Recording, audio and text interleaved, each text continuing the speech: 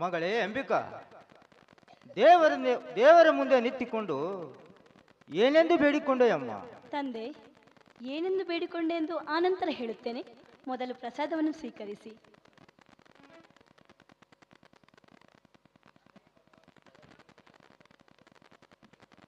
ಮಗಳೇ, ನೀನು ಈ ಮನೆಗೆ ಬಂದಾಗಲಿಂದಲೂ ದಿನನಿತ್ಯ ನೇಮ, ಪೂಜಾ, ಪುನಸ್ಕಾರ, ಆಚಾರ, ವಿಚಾರ ಎಲ್ಲವನ್ನು ಮಾಡುತ್ತಿರುವೆ. ಆ ದೇವರಲ್ಲಿ ಅಂತ ಹರಕೆ ಏನು ಹೊತ್ತುಕೊಂಡ್ರುವಮ್ಮ? ಅಪ್ಪ, ಹೆತ್ತ ತಂದೆ ದೇವರಂತೆ ನನ್ನ ಕಣ್ಣು ಮುಂದೆ ಇರುವಾಗ ನಾನು ದೇವರನ್ನು ಏನಂತ ಬೇಡ್ಕೊಳ್ಳಲಿ? ಹೆತ್ತ ತಾಯಿ ಸತ್ತು ಹೋದ ಮೇಲೆ ಮುತ್ತಿನ ಹಾರದಂತೆ ಒಡಲಲ್ಲಿ ಹಾಕಿಕೊಂಡು ನನ್ನನ್ನು ಜೋಪಾನವಾಗಿ ಸಾಕಿದ್ದೀರಾ. ಬಡತನದ ಭವನೆಯಲ್ಲಿ ಬೆಂದು ನೊಂದು ರಕ್ತ ಕಟ್ಟಿ ವಿದ್ಯೆ ಕಲಿಸಿ ಬುದ್ಧಿವಂತನನ್ನಾಗಿ ಮಾಡಿದ್ರಿ ನನ್ನನ್ನು. ಹೆತ್ತ ತಾಯಿಯ ಹಾಲು ಕಾಣದಿದ್ದರೂ ಚಿಂತೆ ಇಲ್ಲ. ಪ್ರೀತಿ ಎಂಬ ಸಾಗರದಲ್ಲಿ ನನ್ನನ್ನು ಪ್ರೀತಿನ ನೋಡ್ಕೊಂಡ್ರಿ. ಅಪ್ಪ, ಪ್ರತಿಯೊಂದು ನನ್ನ ಮಾತಿಗೂ ಪ್ರೇರಣೆ ನೀಡಿದ್ರಿ. ಅನುಕಂಪವನ್ನ ಮರೆಯದಂತೆ ಮಾಡಿದ್ರಿ ಅಪ್ಪಾಜಿ. ಅದಕ್ಕಾಗಿ ಹೆಮ್ಮೆಯ ಮಗಳಾಗಿ ಇಂದು ನಿಮ್ಮ ಕಣ್ಮುಂದೆ ನಿಂತಿದ್ದೀನಿ ಅಪ್ಪಾಜಿ. ಹೌದು ಮಗಳೇ, ನೀನು ಹೇಳುವ ಮಾತು ಮಾತ್ರ ಸತ್ಯವಿದೆ ಅಮ್ಮ. ಮಗಳೇ ಅಂಬಿಕಾ, ನಿನ್ನನ್ನು ಮುದ್ದಾಗಿ ಬೆಳೆಸಲು ಒಂದೇ ಒಂದು ಕಾರಣವಿದೆಯಮ್ಮ. ನಿನ್ನ ಹೆತ್ತಮ್ಮ ನೀನು ಭೂಮಿಗೆ ಬಿದ್ದ ತಕ್ಷಣವೇ ಸತ್ತು ಹೋದಳು. ಸಾಯುವ ಮುನ್ನ ನನ್ನಿಂದ ಒಂದು ವಚನ ತೆಗೆದುಕೊಂಡಳಮ್ಮ.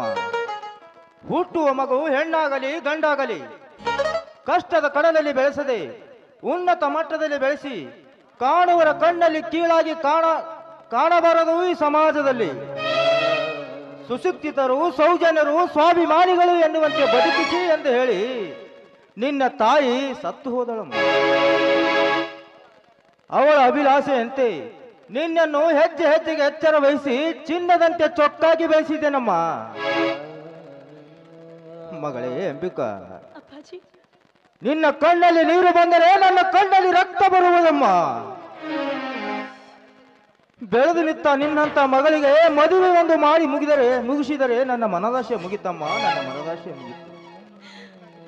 ಅಪ್ಪಾಜಿ, ನಿಮ್ಮ ಮಗಳ ಭವಿಷ್ಯಕ್ಕಾಗಿ ನಿಮ್ಮ ಆಯುಷ್ಯವನ್ನೇ ಮುಡಿಪಾಗಿರಿಸಿದ್ದೀರಿ.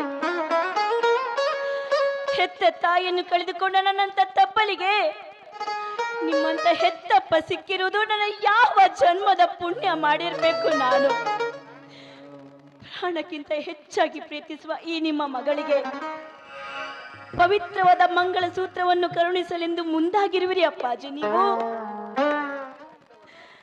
ಹೆತ್ತವರ ಕರುಣಿಗೆ ಯಾವತ್ತು ಕುತ್ತು ಬಾರದಂತೆ ಮಾನವರ ಮನೆಯ ಮಗಳಂತೆ ಶೀಲದ ಶಿಖರವನ್ನೊತ್ತು ತವರು ಮನೆಯ ಕೀರ್ತಿ ಕಲಾಶವನ್ನು ಕಟ್ಟಿಕೊಂಡವನ ಸತಿ ಸಾವಿತ್ರಿಯಂತೆ ಬಾಳಿ ಬದುಕಿ ತೋರಿಸ್ತೀನಿ ಅಪ್ಪಾಜಿ, ನಾನು ತೋರಿಸ್ತೀನಿ. ಸಂತೋಷವಮ್ಮ, ತುಂಬಾ ಸಂತೋಷ. ಈ ಬಡವನ ಮಗಳಾದರೂ ಮಾಡಿಕೊಂಡ ಗಂಡನಿಗೆ ಗರುಡ ಪಕ್ಷಿ ಆಗದೆ ಮನೆ ಮುಂದೆ ಬಂದ ಗಂಡನಿಗೆ ಬರಮಾಡಿಕೊಳ್ಳುವ ಅರುಗಳಿ ನೀನಾಗಬೇಕಮ್ಮ. ಮಾನ ಮರ್ಯಾದೆಯ ಮಾತು ಸದಾ ನಿನ್ನ ಮನದಲ್ಲಿ ತುಂಬಿರಬೇಕು.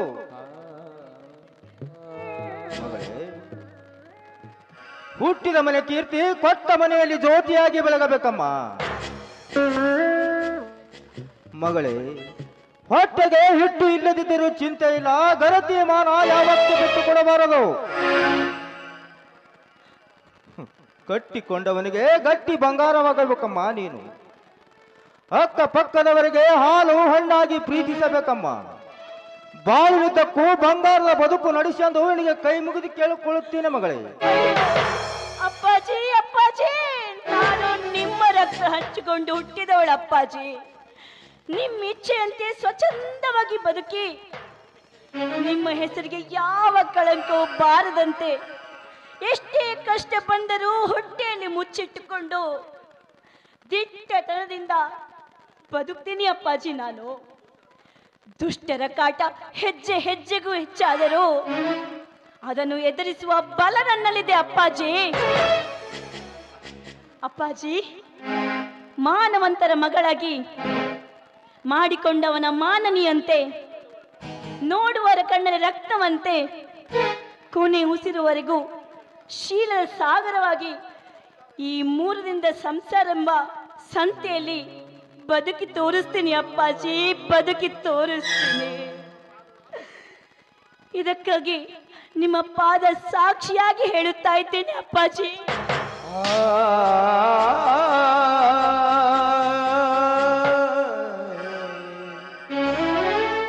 ಎದ್ದೇಳು ಮಗಳೇ, ಎದ್ದೇಳು. ಹಣೆದವರು ಹೇಳಬೇಕಾದ ಮಾತನ್ನೇ ಹೇಳಿದ್ದೇನೆ. ನುಡಿದಂತೆ ನಡೆಯಬೇಕಾದವಳು ನೀನು.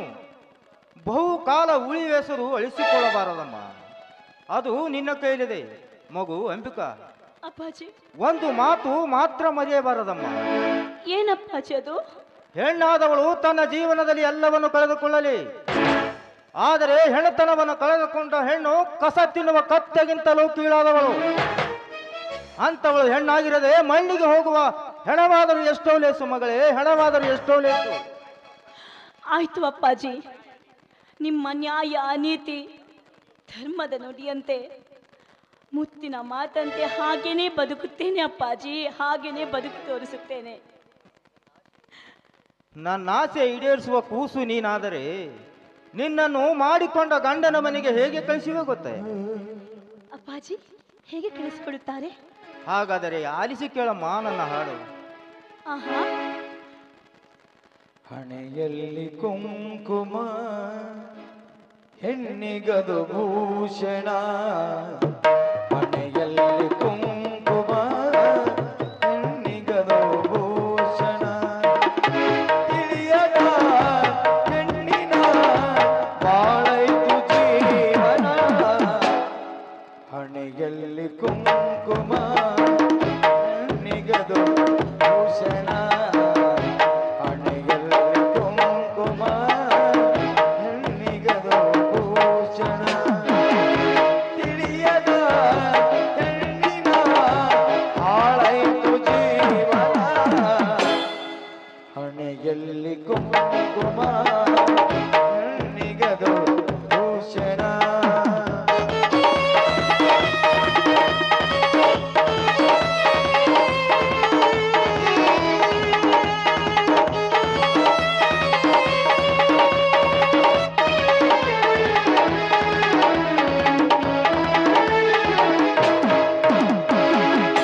ತವರೂರ ತಾವರೆಯನ್ನು ಅರಮನೆಯ ಬೆಳಗಿದು ಕಣ್ಣು, ತವರೂರ ತಾವರೆಯನ್ನು ಅರಮನೆಯ ಬೆಳಗುವ ಕಣ್ಣು, ಚಾರಿದರೆ ಬಾಳೆ ಮಣ್ಣು ಉಳಿಮೀಚಿನ ನಂತರ, ಉಳಿಮೀಚಿನ ನಂತರ,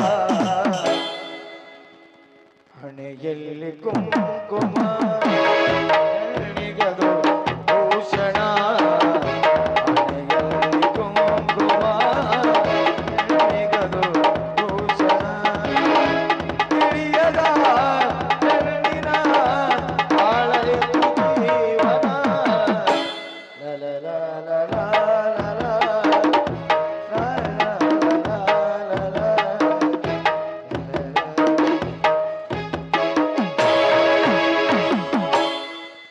ಮಗಳೇ ಅಂಬಿಕಾ, ಅಪ್ಪಾಜಿ.